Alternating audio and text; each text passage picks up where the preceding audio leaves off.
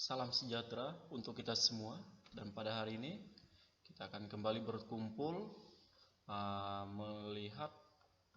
mempelajari kembali materi tentang Nabi Elia. Ini akan kita lihat, yaitu pembelajaran kita tentang Nabi Elia. Adapun tujuan pembelajaran yang akan kita pelajari pada hari ini, yaitu yang pertama-tama setelah mempelajari materi tentang Nabi Elia, maka kita mampu mengungkapkan iman kepada Allah lewat doa seturut para nabi. Misalnya salah satu contohnya yaitu Nabi Elia. Dan yang kedua adalah kita berani mengungkapkan kebenaran yang terjadi. Tiga, kita menjelaskan arti dan tugas seorang nabi tersebut. Dan keempat adalah menjelaskan alasan dan akibat orang menyembah berhala. Alasan-alasan itu apa-apa saja. Lalu yang kelima adalah menyebutkan contoh-contoh penyembahan berhala di zaman modern pada saat ini. Karena menceritakan kisah Nabi Elia yang mengingatkan bangsa Israel untuk tetap setia kepada Allah. Lalu sekarang kita lihat dari tujuan pembelajaran tadi, maka kita akan kembali apresiasinya.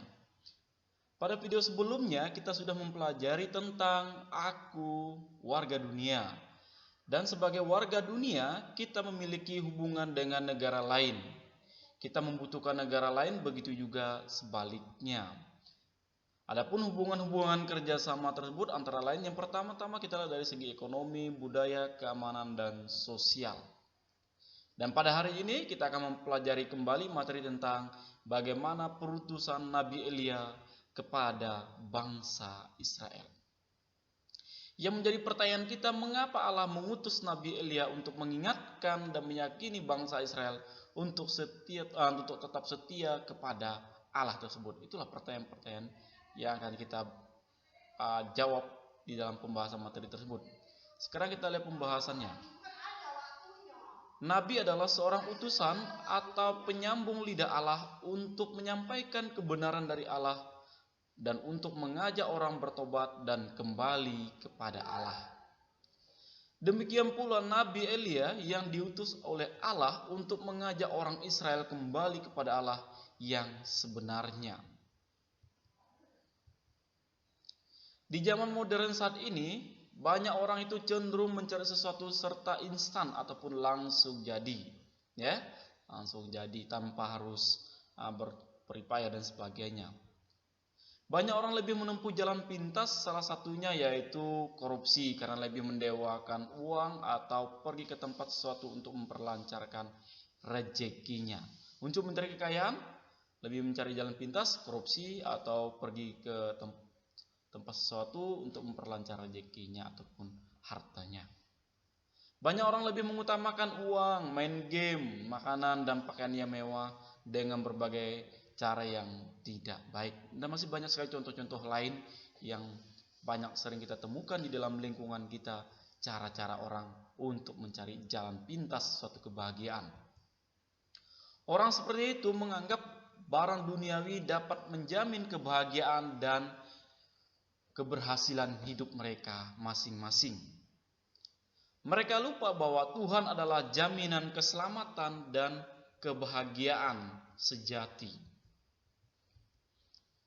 Lalu kita lihat dalam bacaan kitab suci, yang pertama-tama yaitu kitab 1 Raja-Raja bab 16 ayat 29 sampai dengan 33, dilanjutkan kembali bab 17 ayat 1, yaitu di mana diceritakan tentang Raja Ahab yang menyembah dewa Baal. Nanti bisa kita baca dalam kitab suci.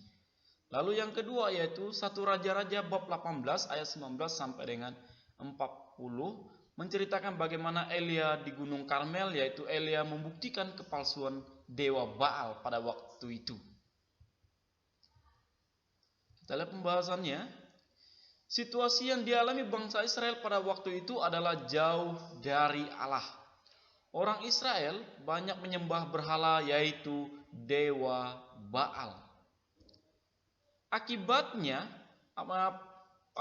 yang dilakukan oleh bangsa Israel pada waktu menyembah dewa Baal yaitu membuat Allah murka dan tidak menurunkan hujan selama 3 tahun.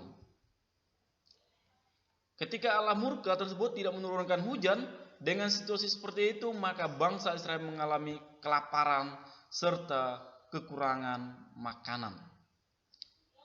Kita tahu bahwa Allah begitu setia kepada bangsa Israel, makanya Allah mengutus Nabi Elia untuk menegur dan mengingatkan bangsa Israel akan apa yang mereka perbuat. Lalu kita tahu bahwa Elia adalah seorang nabi pemberani yang mau mengembalikan iman orang Israel kepada Allah yang sebenarnya.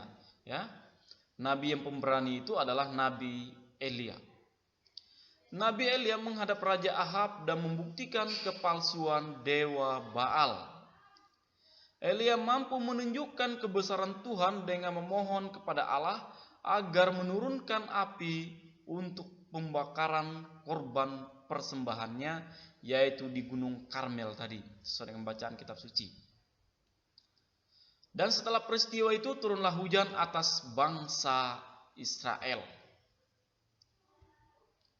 Pembahasan selanjutnya, orang Israel menyaksikan sendiri kebesaran Allah yang telah membebaskan mereka dari Mesir. Dan orang Israel sendiri juga menyaksikan bagaimana Allah membuktikan kepada mereka bahwa tidak ada Allah lain selain Allah yang membebaskan mereka, yaitu dengan mengutus Nabi Elia, mengutus Nabi Elia untuk membuktikan kepalsuan dewa Baal, yaitu dengan menerima persembahannya dan menurunkan hujan itu. Dengan situasi seperti itu, Nabi Elia mengajak orang Israel untuk kembali kepada Allah yang sesungguhnya. Nabi hadir ketika situasi masyarakat tidak menentu, seperti adanya kekerasan terhadap kemanusiaan, terjadinya penyembahan berhala, serta tidak dihargainya martabat manusia. Makanya dengan situasi seperti itu, maka Allah mengutus seseorang ataupun orang lain untuk memberikan suatu penghiburan, untuk memberikan jalan kebaikan kepada orang lain. Nabi mengajak orang untuk lebih peka kepada kehadiran Tuhan sebagai sumber kehidupan dan juru selamat. Itulah tugas-tugas dari seorang nabi. Situasi seperti itu mungkin pernah kita alami, salah satunya kita selalu mengabaikan perintah Tuhan itu sendiri. Kita selalu sibuk mencari harta duniawi tanpa mencari kebahagiaan yang bersumber dari Allah. Kita juga sering melupakan tugas-tugas yang diberikan oleh Bapak Ibu guru dan lebih mementingkan main game, jalan-jalan, serta bermalas-malasan. Dengan demikian, mari kita menyadarikan atau menyerahkan diri kita sepenuhnya kepada Allah yang sumber keselamatan dan kebahagiaan. Selesai sudah. Sampai jumpa kembali di video selanjutnya yang akan kita lihat, yaitu tentang Nabi Elia. Terima kasih.